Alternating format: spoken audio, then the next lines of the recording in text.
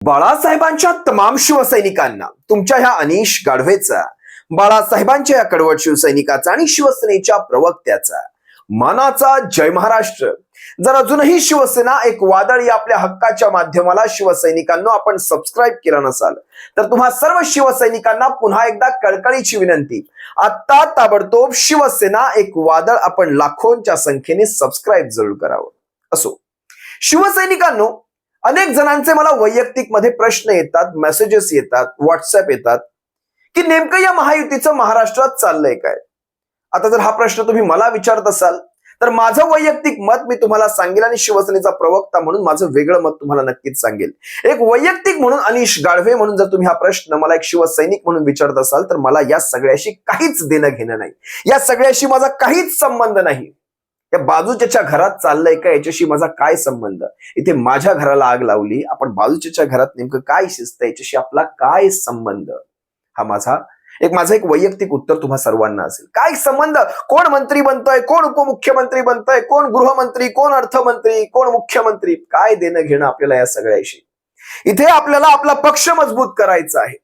इथे तळागाळापर्यंत शिवसेना पोहोचली पाहिजे. इथे महाराष्ट्राच्या खेडोपाड्यापर्यंत, वाड्या वस्त्यांपर्यंत, जत्त्यांपर्यंत, प्रत्येक तालुक्यांपर्यंत, प्रत्येक उमऱ्यापर्यंत शिवसैनिक असला पाहिजे. हे आपलं ध्येय आपल्याला पुढे घेऊन जायचं. या सगळ्यामध्ये आपल्याला काय मिळणार आहे, हा एक शिवसैनिक म्हणून तुम्ही जर मला प्रश्न विचाराल तर तुम्हाला मी हे उत्तर देईल, शिवसैनिक म्हणून देईल.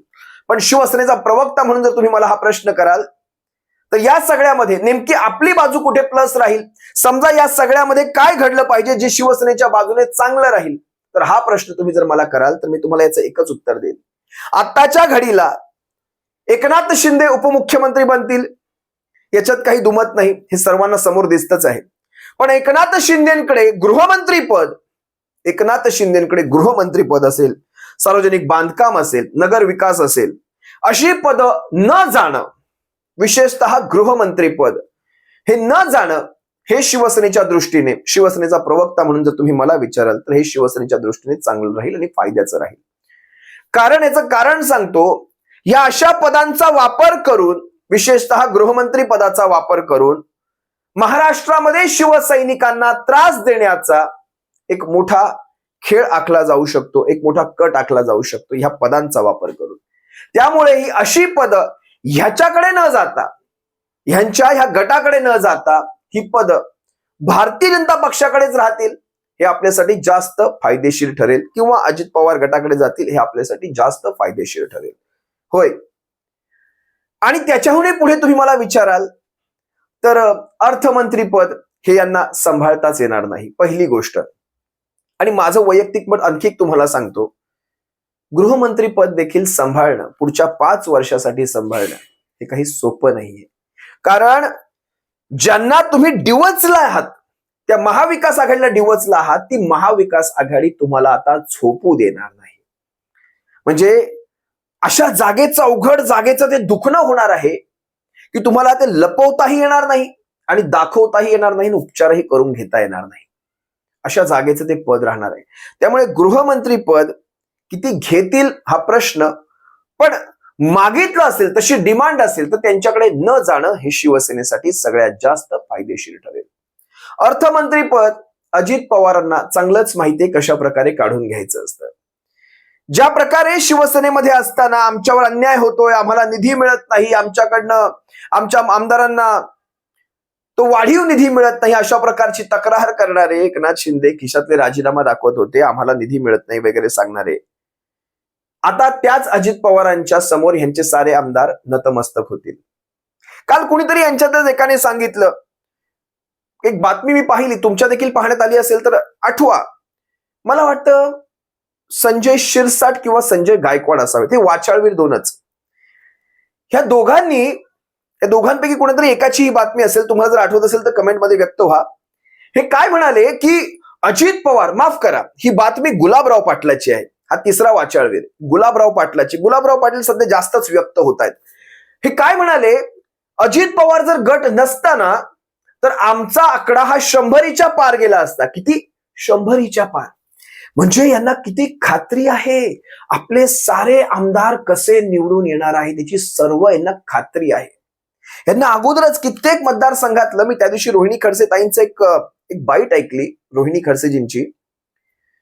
त्यांनी त्यांच्या मतदारसंघामध्ये, मुक्ताईनगर मतदारसंघामध्ये निकालाच्या अगोदरच फिरणारी आकडेवारी दाखवली. प्रसार माध्यमांवर किंवा सोशल मीडियावर, व्हॉट्सअप ग्रुपवर ह्यांच्या ती आकडेवारी फिरत होती आणि लागलेला निकाल अगदी कसा तंतोतंत जुळला हे त्यांनी अगदी पुराव्यासह ठेवलं आणि इलेक्शन कमिशन समोर सुद्धा ठेवलेलं आहे. आज स्वतः शिवसेना भवनामध्ये शिवसेना सचिवांची, वरुणजी सरदेसाईंची एक प्रेस झाली. त्या प्रेसमध्ये त्यांनी अनेक गोष्टींना हात घातल्या. त्या सगळ्या गोष्टी मी तुम्हाला वेगळ्या व्हिडिओत समोर घेऊन येईलच. पण या सगळ्या म्हणजे मशीन तोड विजय मिळवल्यानंतर देखील हा एवढा वेळ का लागतोय? ह्या सगळ्यासाठी म्हणजे 5 तारखेचा, आता मी हे देखील ऐकलं कालचं केसरकरांचं स्टेटमेंट देखील तुम्ही पाहिलं असाल. केसरकर म्हणतायत हा महायुतीचा प्रोग्राम आहे असं दिसू द्या लोकांना, हा भाजपाचा प्रोग्राम नाही. तर रावसाहेब दानवेचं 2 दिवसापूर्वीचं स्टेटमेंट होतं की भाजपाचा तो शपथविधी सोहळा हा ठरलेला आहे, 5 तारखेला भाजपाचा शपथविधी सोहळा आहे. हा भाजपाचा सोहळा कधीपासून झाला?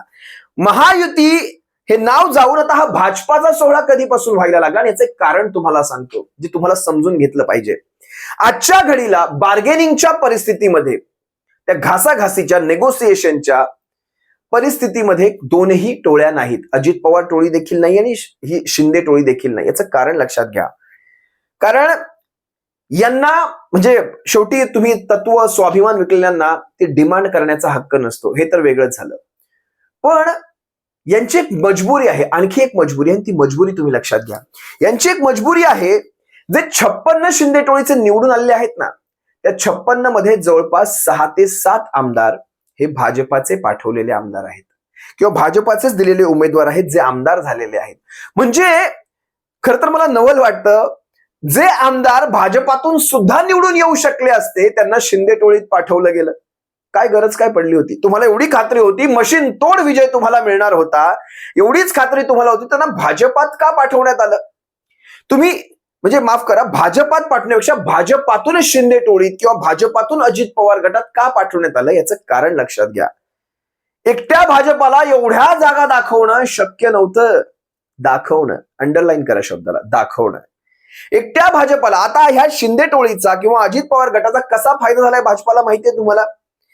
या दोघांना घेतल्यानंतर हे मशीन तोड जे यश आहे, मशीन तोड यश, या मशीन तोड यशाला विभागलं गेलं. म्हणजे जर उद्या ह्यांच्यामध्ये मनसे सारखा पक्ष जरी असताना, म्हणजे ज्यावेळेस यांच्या युत्या आघाड्या झाल्या, तर मनसेचे सुद्धा 20-25 आमदार आजच्या विधानसभेत तुम्हाला दिसले असते. एवढं मशीन तोड यश यांना मिळालं.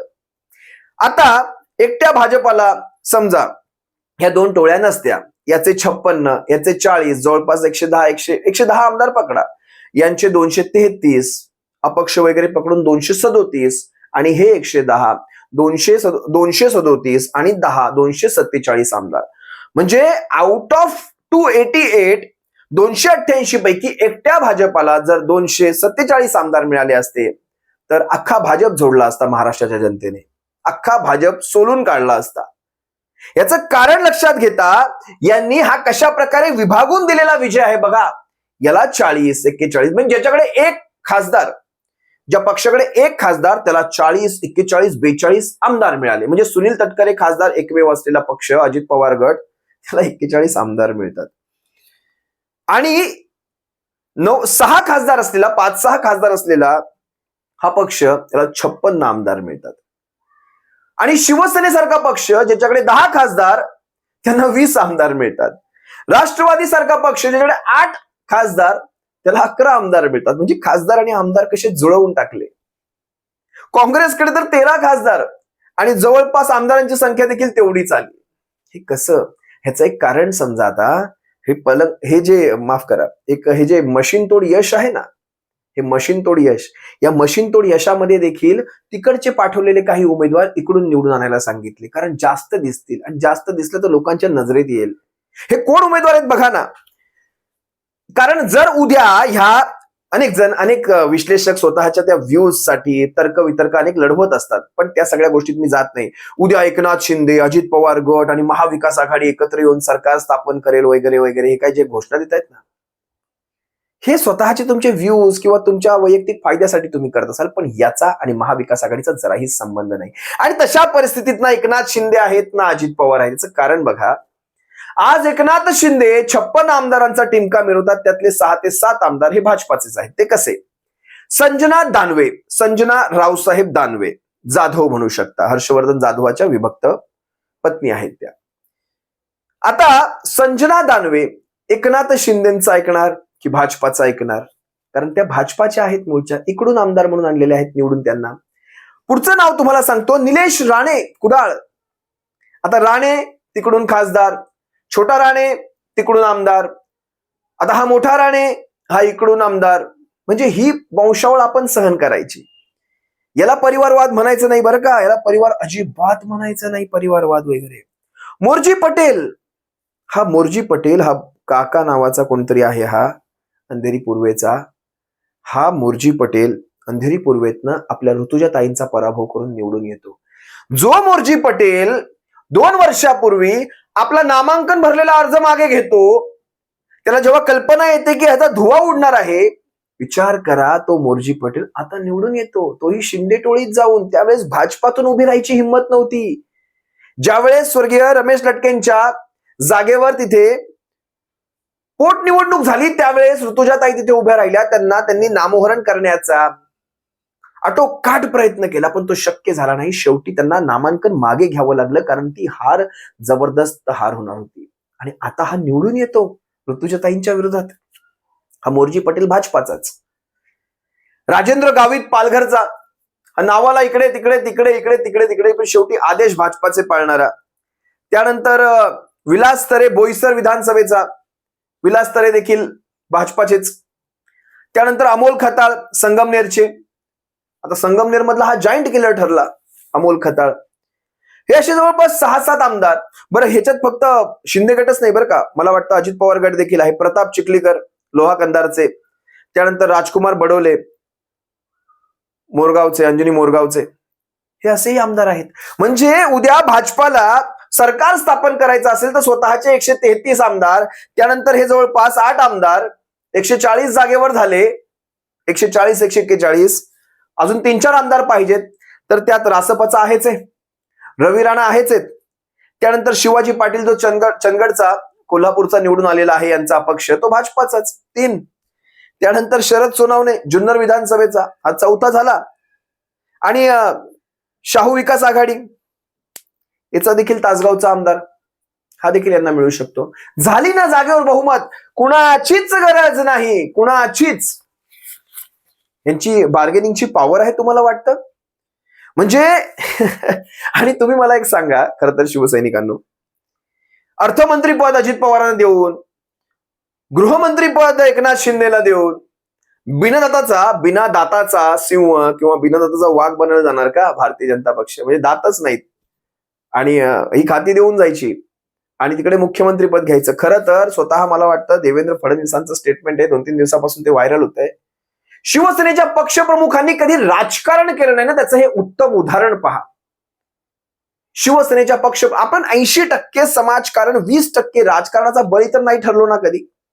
या 80% 20% पायी आपण हा सगळा काळ तर भोगत नाही आहोत ना.